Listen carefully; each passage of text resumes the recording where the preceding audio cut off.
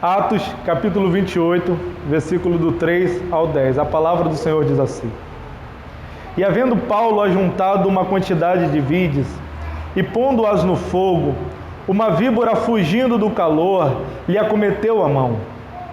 E os bárbaros, vendo-lhe a víbora pendurada na mão, diziam uns aos outros: Certamente este homem é homicida, visto como, escapando do mar, a justiça não o deixa viver. Mas sacudindo ele a víbora no fogo, não sofreu nenhum mal. E eles esperavam que viesse a inchar ou a cair morto de repente. Mas tendo esperado já muito, e vendo que nenhum incômodo lhe sobrevinha, mudando de parecer, diziam que era um Deus. E ali próximo dele, daquele lugar, havia umas herdades que pertenciam ao principal da ilha, por nome Públio, o qual nos recebeu e hospedou benignamente por 3 dias. E aconteceu estar na cama enfermo de febre e disenteria o pai de Públio, que Paulo foi ver, e havendo orado, pôs as mãos sobre ele e o curou. Feito, pois, isto, vieram também ter com ele os demais que na ilha tinham enfermidades e sararam, os quais dos distinguiram também com muitas honras, e havendo de navegar, pois proveram das coisas necessárias. Louvado seja o nome do Senhor. Podeis assentar, irmãos. Desculpa a minha leitura, meu óculos está um pouquinho embaçado. Eu ainda tentei lavar ele ali, e ainda tive um probleminha na vista essa semana. Mas amém, Creio que deu para compreender o texto. O texto, ele narra a história de Paulo. Paulo aqui, ele tinha sido preso e pelos judeus condenado à morte. E sendo cidadão romano, ele pediu que houvesse intervenção dos romanos. Então pediu que ele fosse levado até a César, para César julgar ele, já que ninguém achava nele, nem os fariseus, que houve uma discussão entre os fariseus e os saduceus, porque os saduceus criam na ressurreição e os saduceus não. Então Paulo diz no capítulo 23 que ele estava sendo julgado por falar de ressurreição, sendo que ele era fariseu e os fariseus criam na ressurreição.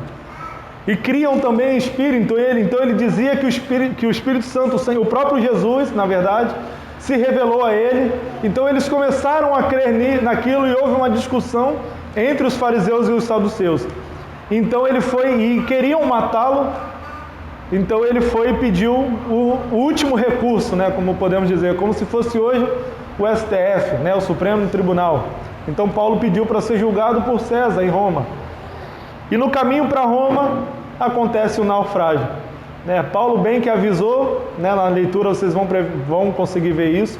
Paulo bem que avisou que eles deveriam ficar numa cidade, agora eu não lembro qual é o nome, E continuaram, e nesse caminho acontece essa situação e Paulo acalma os homens que estavam no barco, dizendo que ele estava indo para Roma porque o Senhor Jesus Cristo direcionou.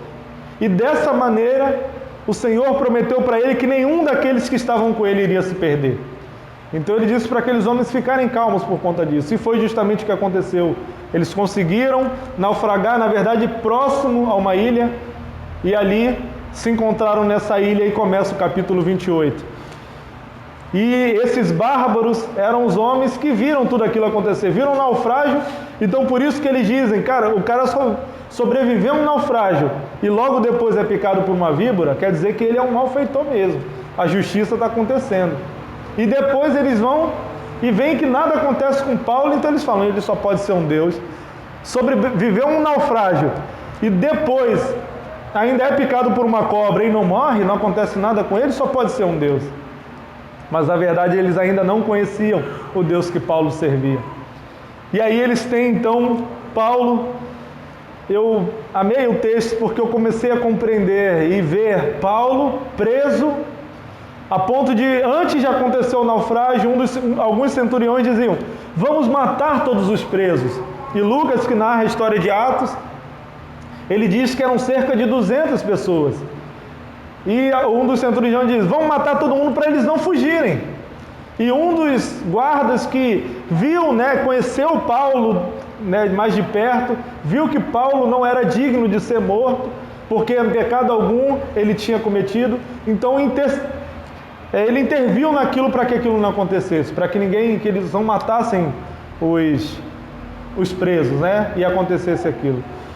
E eles viram tudo aquilo, e eles começaram, e Paulo, depois de tudo isso, da prisão, da questão de quererem matar ele, tudo isso, Paulo, chegando na cidade, é recebido num lugar com honra, como diz Lucas, e ele vê uma pessoa enferma, e vai lá e ora por aquela pessoa e cura.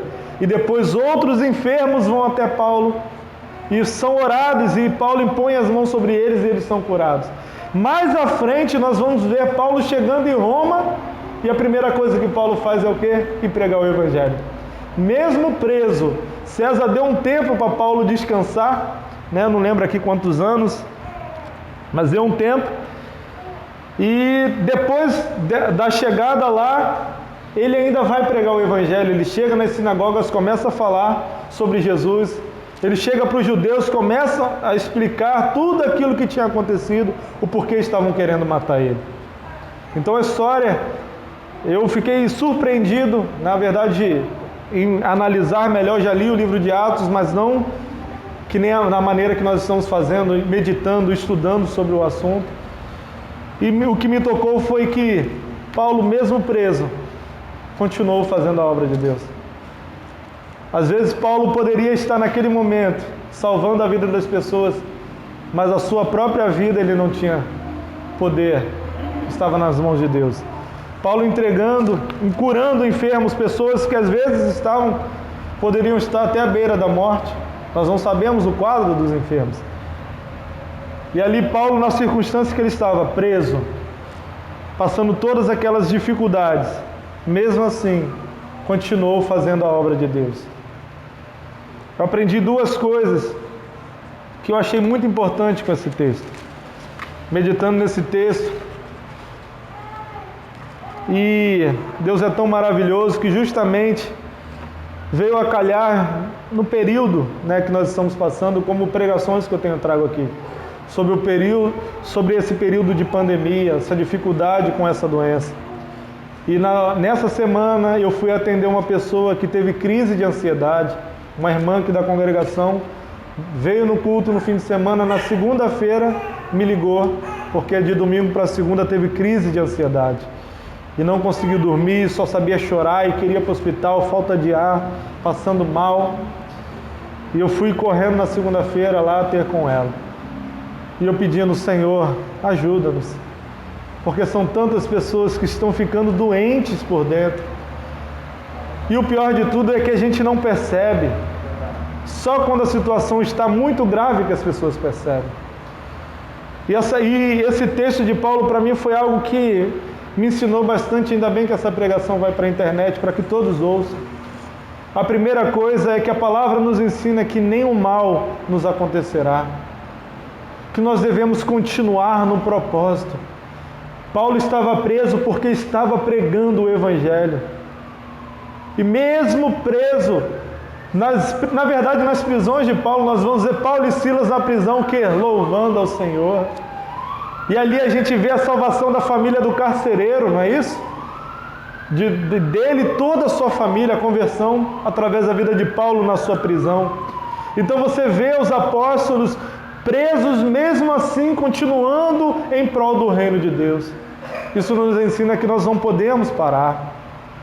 Nós temos que continuar. A primeira coisa que aconteceu com Paulo está no versículo 3 ao 6. E havendo Paulo ajuntado uma quantidade de vides, e pondo-as no fogo, uma víbora fugindo do calor e acometeu a sua mão. Paulo tinha acabado de escapulir de um naufrágio, de escapar de um naufrágio. Então uma cobra pica a mão dele. Eu não sei vocês, mas eu tenho pavor de cobra. Até se disserem que ela não tem veneno, eu não chego nem perto. Eu tenho pavor de ser picado por uma cobra, Eu ando no mato, já andei bastante, fui militar, mas eu não conseguia pensar. Se eu pensasse em cobra, eu empacava. Porque eu vejo, né, a dificuldade que tem e um pavor de ser picado por uma víbora. E Paulo mesmo fala disso, que foi picado por uma víbora. E nenhum mal aconteceu com ele. Se hoje a primeira coisa que a gente corre é fazer o quê? Hoje nós temos recursos. Se uma cobra picar, você vai correndo, descobrir logo qual é o antídoto, ver qual é a cobra para correr atrás de um antídoto. Não é isso? Naquela época ele não tinha tanto recurso, ainda mais sem navio, né? E o que ele faria então? Paulo estava nas mãos do Senhor. Lembra que eu falei domingo passado aqui, quando eu já tinha desligado a câmera? Que se tivermos que morrer fazendo a obra de Deus, que nós venhamos continuar. Nós não podemos mais temer e por isso ficar covardados. Nós temos que nos precaver. A minha máscara está aqui do lado. Eu só não estou falando de máscara. Olha a dificuldade que vai ter para os irmãos entenderem depois para essa pregação e para a internet. Mas está aqui, eu estou no mínimo 3 metros dos irmãos, né? Por aí.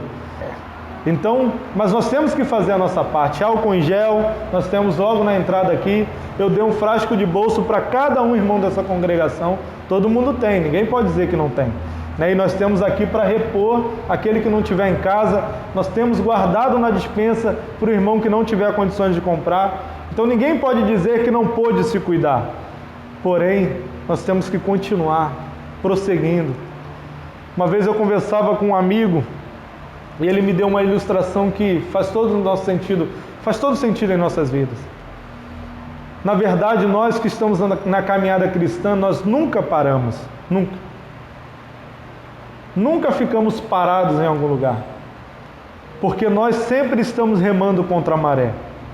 A caminhada cristã é você ir de contramão ao mundo, é remar contra a maré. É como se fosse um rio, subindo o rio e você remando contra o rio, contra a corrente. E se você para de remar, então o que acontece com você? Você fica parado ali? Não. Você volta, você retrocede. E é isso justamente que acontece na nossa vida. Quando nós paramos, nós não estagnamos, nós retrocedemos. Quando nós paramos de ler a palavra, nós não paramos naquele conhecimento, é como se o conhecimento tivesse indo embora. Se nós paramos de buscar o Espírito Santo, não fica ali meio Espírito Santo. Você vai se esvaziar. Você nunca está parado. A nossa caminhada é uma caminhada árdua, difícil, prosseguindo para o alvo que é Cristo, como o próprio Paulo diz. Caminhando, prosseguindo, não desistindo, o caminho difícil. Antigamente tinha um louvor, agora eu estava lembrando quando eu vinha para cá, que falava justamente sobre isso. Deus vai na frente, quebrando barreiras, né? Quebrando espinhos, correntes. Eu lembro, quando eu era criança, eu adorava esse louvor, porque ele me lembrava justamente de como é Deus na nossa vida. Sempre caminhando, nada. Se nós formos analisar a história da igreja, a história todas as histórias da Bíblia, por exemplo, o Mar Vermelho, eles não pararam e não ficaram parados em frente ao Mar Vermelho, sempre caminhando. Aquele povo no deserto, por exemplo, mesmo tendo pecado contra o Senhor não fez eles ficarem parados no deserto. Eles ficaram rodando em círculo, mas ficaram caminhando. Porque quando nós paramos, muitas das vezes acontece o que? Uma desistência. Nós não podemos parar. Eu ouvia nessa semana notícias, matérias, dizendo que nós vamos agora ver um pico de muitas coisas. Pessoas que tinham começado a estudar, que por causa por causa da pandemia, elas não vão voltar mais. Isso é estatística. Pessoas que estudavam, que tinham uma prática diária de todos os dias, fazer um estudo ou alguma coisa, que pararam durante um tempo, não vão conseguir voltar.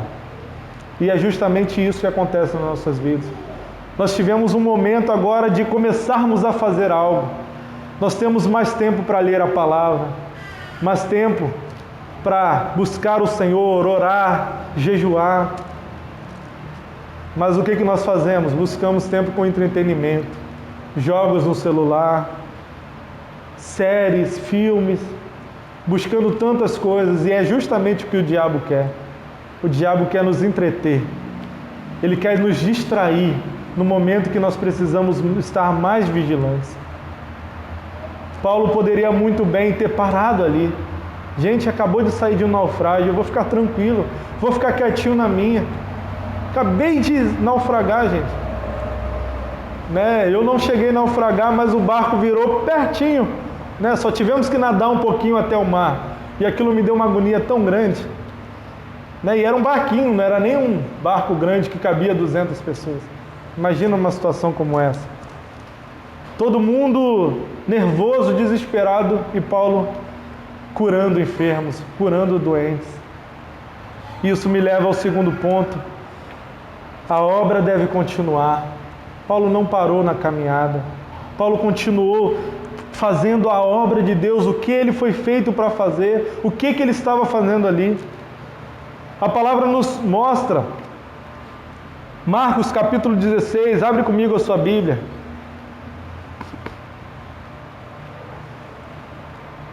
Paulo teve um chamado na vida dele, assim como todos nós tivemos. Irmãos, eu sei que muitos não creem na cura hoje em dia, muitos não creem que pode se expulsar demônios, muitos não creem mais na manifestação do Espírito Santo, mas eu creio através da palavra do Senhor, na manifestação do Espírito Santo. O Senhor Jesus Cristo, depois de ter morrido e ressuscitado, teve com seus apóstolos, e disse aos seus apóstolos, começa o versículo 15, e disse-lhes: ide por todo o mundo, pregai o Evangelho a toda criatura.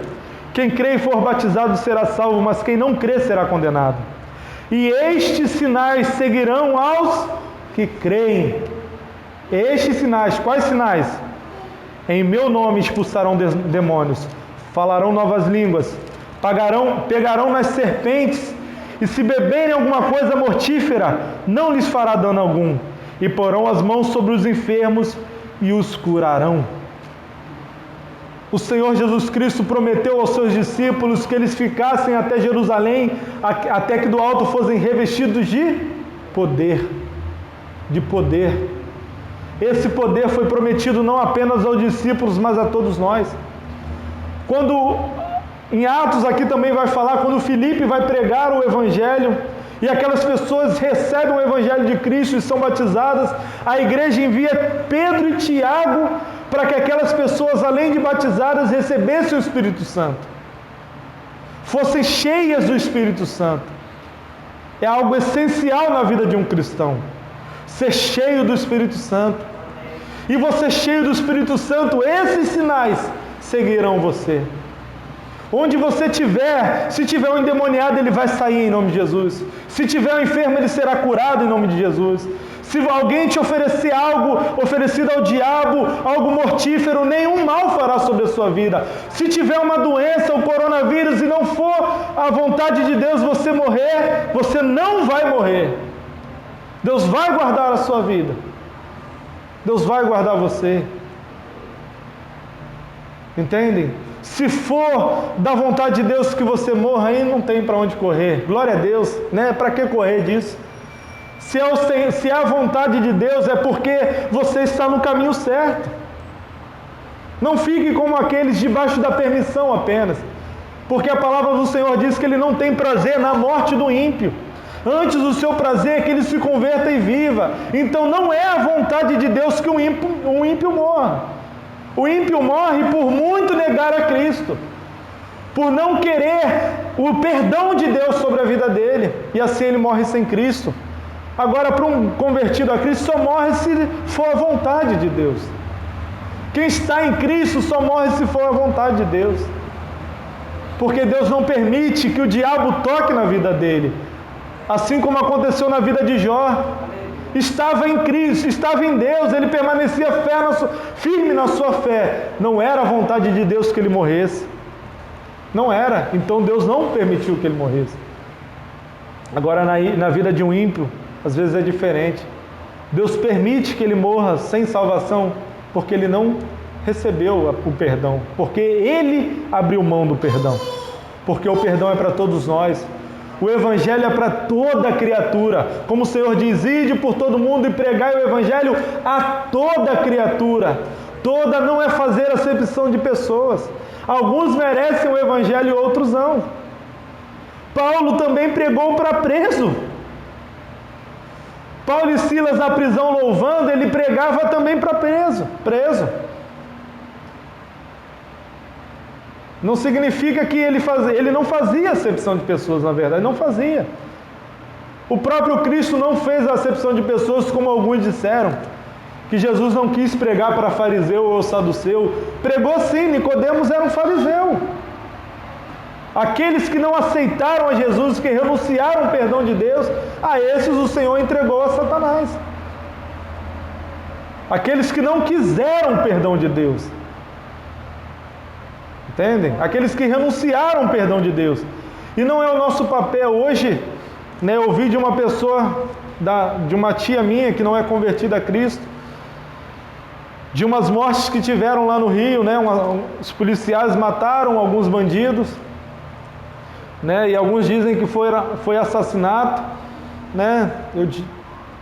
Deus sabe se foi o coração deles.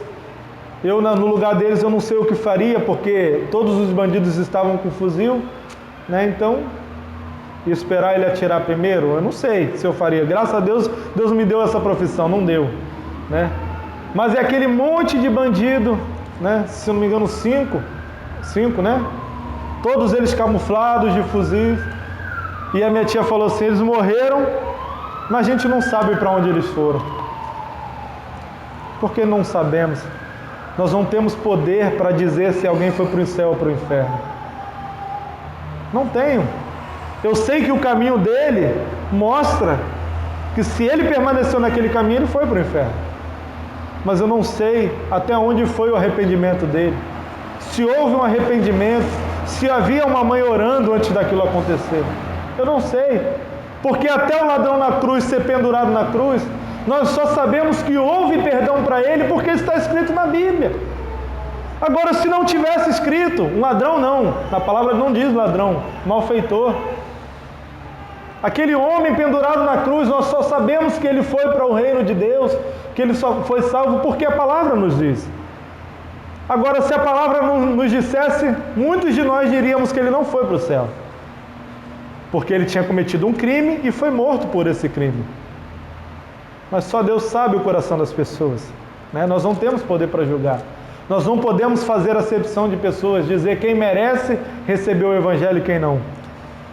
É o nosso papel. E por isso Paulo, onde ele estava pregando, ele estava curando. A obra de Deus, ela não pode parar. Paulo, depois disso, chega até Roma, e a primeira coisa que Paulo vai fazer é pregar o Evangelho. Essa era a vida de Paulo.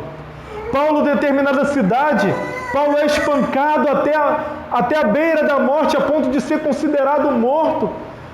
E carregaram Paulo para fora da cidade. E chegando lá, os seus discípulos chegaram até ele. Diz a palavra que Paulo sacudiu a poeira do seu corpo e voltou para a cidade para continuar anunciando o Evangelho. A obra de Deus não pode parar. A obra de Deus, ela deve continuar. Nós devemos fazer o nosso papel de igreja, sermos verdadeiramente a igreja que Deus espera de nós. Devemos não desistir, não desanimar.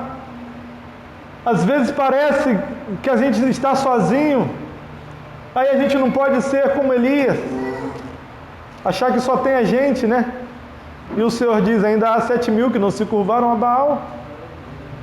Ainda há verdadeiros adoradores que o adoram em espírito e em verdade. Ainda há pessoas que amam verdadeiramente ao Senhor, que não estão presas em denominações. Às vezes pode ter um servo de Deus em uma denominação que você considera aceita. Não julgue as pessoas. Continue fazendo a sua parte como igreja, ajudando os necessitados, orando pelos aqueles que estão enfermos. Eu amo ver a Gracinha, né? Toda hora bota no grupo, às vezes nem conhece a pessoa. Viu um pedido de oração, bota lá no grupo, orar por fulano. Quem é? Não sei não. Pediram aqui. Mas amém, é o nosso papel, é a nossa função. Você acha que Paulo conhecia todas as pessoas que vieram até ele para ele orar? A palavra do Senhor diz que Pedro passava e a sua sombra curava. Você acha que Pedro conhecia as pessoas que ele curava? Através do poder de Deus? Mas aí nós vamos para outro extremo. Onde estão aqueles que vendiam o Evangelho? Onde estão aqueles que vendiam a cura? Porque agora eles não estão nos hospitais orando pelos enfermos. Se eles têm poder para curar, onde estão? Irmãos, eu já disse isso aqui. Para mim, eu sinto uma vergonha tão grande. Quando eu leio a palavra do Senhor, nós temos que ler a palavra como uma verdade, tá, irmãos? Não é como uma historinha bonita, como se nada disso tivesse acontecido. Eu creio que onde Pedro passava, a sua sombra curava. Que todos os enfermos, como diz no texto, que vieram até Paulo foram curados. E ao contrário do que alguns dizem, todos os que vieram até Jesus Cristo foram curados. Porque a palavra não diz que algumas pessoas vieram até Jesus e não foram curadas. Não diz. Alguns dizem que porque ele curou menos em Jerusalém, porque ali eles conheciam ele, a palavra não diz que ele curou menos porque ele não tinha poder. Porque as pessoas não iam até ele. Porque todos que foram até Cristo foram curados. Porque o poder estava nele. Todos que iam até Pedro eram curados, porque Pedro tinha um poder do alto. Todos que iam até Paulo eram curados, porque Paulo tinha um poder do Espírito Santo em sua vida. E ele diz o que para nós? Sede meus imitadores, como eu sou de Cristo. Está faltando muito, não está, irmãos? Qual foi a última vez que você orou e um enfermo foi curado? Qual foi a última vez que você impôs a mão sobre uma doença e ela saiu? Um endemoniado e ele foi liberto. Qual foi a última vez que você não teve medo de pegar uma doença dessa, estando do lado de alguém contagiado? Irmão, se você espirrar ou tossir agora no mercado, eu não vou nem te prender por medo de chegar perto de você. E será que nós estaremos lá para orar por essa pessoa e essa pessoa ser curada na hora? Será que nós teremos essa ousadia? Porque é muito fácil botar a culpa nos outros. Ele não tem fé, não é? Aí eu me lembro de uma história que eu ouvi quando era criança. Um pregador pregou em cima do texto que o Senhor disse: se tiveres fé como um grão de mostarda, então dirás à montanha que se mova para um lado e ela se moverá. E uma mulher chegou em casa, tinha um monte de entulho na casa dela, e ela começou a orar: sai daí em nome de Jesus e vai lá para a rua. E ela falou umas 4 vezes: sai em nome de Jesus e vai lá para a rua. Eu te ordeno, sai em nome de Jesus. E quando acabou, ela disse, olhou, viu que continuou no lugar. Eu sabia que isso não dava certo. Que fé é essa? Hein? Que fé é essa? Irmãos, não tem nada melhor do que vivermos pela fé. Às vezes bate até uma preocupação, né? Eu já contei isso aqui. Nos últimos 2 meses, quem pagou as minhas contas literalmente foi Deus. Literalmente. Um mês ele enviou uma pessoa para enviar a oferta. No outro mês, ele enviou uma pessoa para me ligar do banco para eu quitar o meu carro mais barato. E aí eu já vendi o meu carro e o valorzinho que sobrou pagou as minhas contas. Eu não sei o que vai ser do próximo mês. Mas depois que você vive do Senhor começar a agir na sua vida, você começa a ter uma confiança a mais. Uma amiga minha disse: Wellington, eu estou muito preocupado, eu não tenho dinheiro para pagar minhas contas no mês que vem. Eu falei: eu também não. Você não está assim não? Eu falei: preocupado? Eu não vou mentir e dizer que eu não estou. Eu estou tentando pensar como Deus vai agir dessa vez. Porque Ele tem diversas maneiras de agir. Deus, Ele é maravilhoso, irmãos. Não tem coisa melhor do que viver pela fé. Hoje eu falava com um amigo meu justamente isso, Mariana é testemunha. Eu fui lá no Rio, na última vez, um amigo meu que foi o meu pastor no grupo de evangelismo, foi onde eu iniciei a obra do Senhor, fazendo evangelismo de porta em porta. e fui pastoreado por esse irmão, que ele não é pastor da igreja, mas do grupo de evangelismo ele é como um pastor, ele cuida daqueles irmãos ali. E ele tem um chamado pastoral. Eu disse para ele: você está perdendo tempo. O Senhor já te chamou para o pastorado há muito tempo, você está perdendo tempo aí parado. E o Senhor me levou uma pregação dura lá na igreja, e foi para ele, eu sei que foi. E ele falou assim: irmão, quem me deu o meu emprego foi Deus, eu não posso sair de lá. Eu só vou sair o dia que Deus fechar aquela porta, porque foi Ele que abriu. Eu falei: cuidado com o que você pede, porque Deus ele fecha a porta se for necessário. E hoje a gente conversando pelo telefone, ele disse que está desempregado. Eu falei: está feliz? Aí ele: não. Eu falei: está errado. Dá glória a Deus, porque Deus ouviu a tua oração. Você não disse que só sairia de lá se Deus tivesse fechado a porta? Você só iria fazer a obra de Deus se Ele fechasse a porta? Ele fechou. E a sua promessa de fazer a obra dele? O Senhor está buscando trabalhadores, porque não tem trabalhadores. E nós rogamos ao Senhor que Ele envie trabalhadores para a seara, porque é grande, muitas almas estão perecendo. Qual é o número de mortos? Já chegou a 7.000? 7.000 mortos. Só no Brasil, né? No mundo, mais de 200.000 já, não foi? Na última vez que eu vi, estava em 100 e poucos.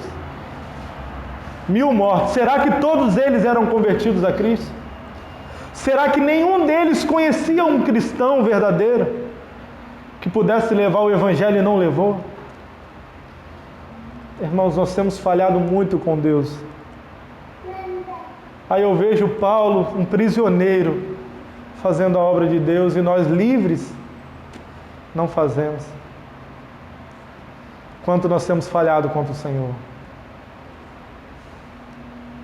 Quanto nós temos falhado. Eu me preocupo, eu tenho 2 filhos pequenos. Eu tenho minha sogra que mora com a gente, que é de idosa. Você acha que se um filho meu morrer, eu vou ficar feliz? Como que não vai ficar a minha cabeça? Eu só peço a Deus uma coisa: Senhor, se isso for necessário, que eu nunca negue o seu nome. Porque eu me lembro até de Davi, eu sei que foi em pecado, mas Davi não tomou raiva de Deus. Pelo contrário. Ele falou: enquanto a vida há esperança. Não foi isso? Abraão iria entregar a vida do seu filho por amor a Deus.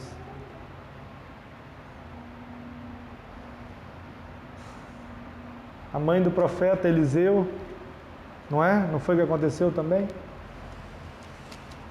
Pediu tanto o seu filho, eu sou muito ruim para nome, Sara, Ana, não lembro. Ana, né? Que o profeta achou que ela estava bêbada. A mãe de Samuel, né? É Ana. O profeta achou que ela estava embriagada e ela pedindo um filho. E quando Deus dá um filho, o que ela faz? Entrega o seu filho para a obra. Será que nós teríamos essa disposição? Será que nós entregaríamos o nosso filho por amor a Cristo? Muitos dizem que nunca negariam a Jesus. Será que se ameaçarem a vida dos seus filhos, assim como aconteceu com aquele missionário que nós falamos aqui, mataram ele e seus filhos, torturaram seus filhos para que ele negassem a Cristo? Não foi uma historinha não, irmãos, nós conhecemos. Missionário que nós ajudávamos também no Níger. Torturaram seus filhos para que ele negasse a Jesus Cristo. Depois mataram seus filhos e mataram ele também, porque ele não negou a Cristo. Será que nós faríamos isso também? Não é a nossa realidade. Nós muitas vezes negamos a Jesus Cristo por causa de uma série, por causa até da nossa saúde. Eu estou enfatizando em cima disso, irmãos, porque eu fui repreendido por pastores por estar fazendo a obra de Deus, por estar aqui congregando, cultuando, pregando o Evangelho, por estar visitando as pessoas que estão precisando. Que eu posso estar levando uma doença para essas pessoas. Eu falei: eu estou levando a cura, é Jesus Cristo. Porque nós não devemos temer um homem que pode matar a nossa vida, não é isso que o Senhor diz? Devemos temer a Deus, que além de matar a vida, pode lançar a nossa alma no inferno. Não é? E aquele que quiser salvar a sua vida, o que a palavra diz? Perdê-la-á. Você acha que isso é uma metáfora? Se você acha que isso é uma metáfora, então você não leu o livro de Atos. Estevão sendo morto, o próprio Paulo dizendo aqui na sua defesa que ele deu o aval, deu o voto para a morte de muitos cristãos. Muitos, ele diz, Paulo, não sou eu que estou dizendo não, que enquanto ele era fariseu, enquanto ele vivia a prática daquela religião, ele deu voto para a morte de muito cristão. E depois ele teve um encontro com Cristo e começou a ser de perseguidor a perseguido. Eu tenho uma pregação sobre isso na internet, de perseguidor a perseguido. E aí? Será que se nós precisarmos entregar a nossa vida por amor a Cristo, nós entregaremos verdadeiramente? Será que nós amamos mais a nossa vida do que a Deus? Mais aos nossos filhos do que a Deus, aos nossos pais? Hein? É muito fácil falar da boca para fora. O Senhor espera de nós o quê? O Senhor não espera que sejamos uma árvore bonita. Espera? Não. Ele espera que sejamos uma árvore frutífera. Frutífera. Se nós estivermos junto ao ribeiro de água, como diz o Salmo 1, né? Tudo que fizermos prosperará. Não é isso? Mas é em prol do reino. Não está falando de bênção material. Releia o Salmo 1 com a visão de Cristo, que você vai entender que aquele que permanece nos caminhos do Senhor, que ama a palavra do Senhor, será plantado junto a ribeiros de água, e tudo o que ele fizer em sua vida, ele prosperará. O inimigo não ganhará dele em nada. Ele terá poder para resistir ao diabo, sabe por quê? Porque as pessoas esquecem do texto, primeiro se sujeitando a Deus. Então, irmãos, não é momento de nos abatermos com essa doença, não é momento de nos abatermos com a dificuldade financeira que está por vir. Está mesmo, irmãos. Essa semana eu fiquei muito feliz e ao mesmo tempo bateu uma preocupação. A minha sala ficou muito linda. Eu vou botar uma foto lá no grupo para os irmãos verem. Muito linda. E eu falei, Senhor, ajuda aí porque tem quase R$2.000 para pagar mês que vem e só lá, só na sala. E eu não tenho nada, porque eu não pude trabalhar até agora. Mas envia o sustento, meu Deus. Porque eu orei muito antes de abrir aquilo lá. Orei muito. Pedi direção a Deus. E o Senhor me direcionou. Louvado seja o nome dele. E até hoje, já são 2 meses que está fechado. E o Senhor está pagando as contas de lá. Então eu creio que Deus é bom demais. Entendem? Às vezes a gente fica preocupado com algumas coisas, às vezes vem um momento da angústia, vem um pensamento às vezes negativo, vem sim, irmãos, nós somos seres humanos, mas nós temos que confiar no Senhor e dizer, Senhor, isso não vai me parar, eu vou continuar, eu vou prosseguir para o alvo que é Cristo, eu vou permanecer firme no seu Evangelho. A palavra do Senhor diz que Paulo, Atos capítulo 14, versículo 21 e 22, diz assim a palavra: E tendo anunciado o Evangelho àquela cidade, e feito muitos discípulos, voltaram para Listra, Icônio e Antioquia, confirmando os ânimos dos discípulos, exortando-os a permanecer na fé, pois que, por muitas tribulações, nos importa entrar no reino de Deus. Amém? A palavra diz que por muitas, pois que por muitas tribulações nos importa entrar no reino de Deus. Deus é maravilhoso, Ele já nos mostrou que não seria fácil. Iriam vir muitas tribulações, mas o que nos importa é aquilo que Paulo diz, né? Que nada se compara à glória que virá, nada, nada. Porque nada nos separará do amor de Deus. Nem olhos viram, nem ouvidos ouviram, nem jamais penetrou no coração do homem tudo aquilo que o Senhor tem preparado para nós. Pensem que é algo momentâneo, irmãos. Paulo diz que nem angústia, nem tribulação, nem dificuldade, nada nos separará do amor de Deus. porque nenhuma riqueza desse mundo, nada, nenhuma riqueza, nenhuma glória desse mundo. Irmãos, dizem que tem um lugar muito bonito, tal de Balneário de Camboriú, né? Já vi algumas vezes na internet, é lindo mesmo, vários arranha-céus, lugares bonitos, né? Tem outros também lá naqueles países árabes, né? Lindos, lugares lindos, que você fala assim, nossa, o homem conseguiu algo magnífico. E alguns se vangloriam de morarem nesses lugares, de serem as pessoas mais ricas, andarem em limousines, tem a glória desse mundo, não é isso? E Paulo disse que nem isso se compara com a glória que virá. Nem imagina aquilo que você acha que é a coisa mais importante aqui na terra. Que se você tivesse tudo aquilo, estaria tranquilo. Eu penso muito num sítio na roça. Se eu tivesse um sítio na roça, capaz de eu, né, fazer o meu montezinho lá, se os irmãos quisessem reunir, ia reunir lá, né, que eu amo a natureza. Mas nem isso, nada se compara com a glória de Deus. Não é carro novo, não é mansão, não é nada, não é nenhum dinheiro desse mundo, não são viagens, nada se compara com a glória que virá. A irmã Márcia ontem trouxe uma pregação na rádio que a palavra do Senhor diz que lá no céu terão ruas de ouros, né? Não é porque é ouro de verdade, mas nos mostra, sabe o quê? Que o ouro desse mundo é tão insignificante que ele é comparado a um paralelepípedo no céu. Todo o ouro desse mundo não vai servir para nada. A sua casa no celestial não é feita de barro e tijolo, não é feita com ouro dessa terra, é feita com seu galardão, né? A palavra do Senhor diz que nós teremos galardões. E como diz o Luciano Subirá, né, lá no céu pelo menos eu quero ter uma mansão, quero fazer muito para o reino de Deus, para Ele dizer que eu multipliquei aquilo que Ele me deu. A parábola dos talentos, aquela pessoa que não fez nada com aquilo que Deus deu para ele, e aquela pessoa que multiplicou tudo aquilo que Deus deu. Deus te deu um dom para alguma coisa. Você não veio nesse mundo à toa.